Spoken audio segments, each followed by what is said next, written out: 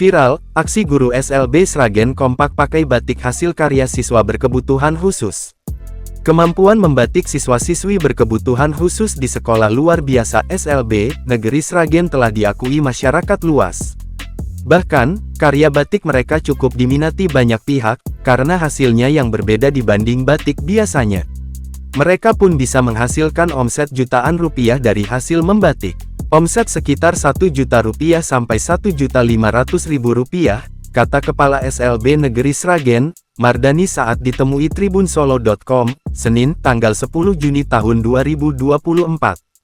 Kita bagi hasil kepada anak-anak dan juga untuk makan siang mereka, karena membatik termasuk ekstrakurikuler, tambahnya.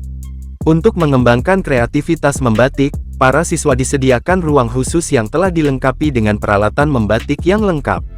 Setelah itu, mereka dengan terampil menuangkan imajinasinya ke atas kain putih. Hasil karya mereka berbeda dengan kain batik biasanya, karena menggabungkan 3 metode sekaligus, yakni cap, ciprat dan tangan. Selain motif abstrak yang dihasilkan terlihat unik, batik karya para siswa SLBN Sragen lebih menarik karena diberi warna yang beragam. Satu helai kain batik sepanjang 2 meter, dijual dengan harga Rp110.000 sampai Rp150.000, tergantung motif dan warna. Pembeli batik karya siswa ini kebanyakan masih kolega di dunia pendidikan, karena SLBN Sragen belum membuka penjualan secara online.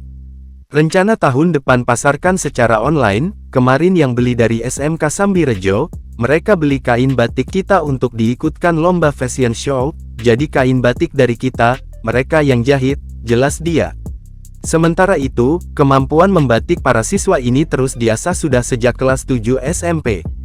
SLBN Sragen juga menggandeng salah satu SMK di kota Solo untuk mengembangkan kemampuan membatik para siswa. Selain itu, para siswa juga dikirim magang ke industri batik yang ada di Kecamatan Masaran, sehingga bisa menjadi bekal, bila sudah lulus sekolah nanti.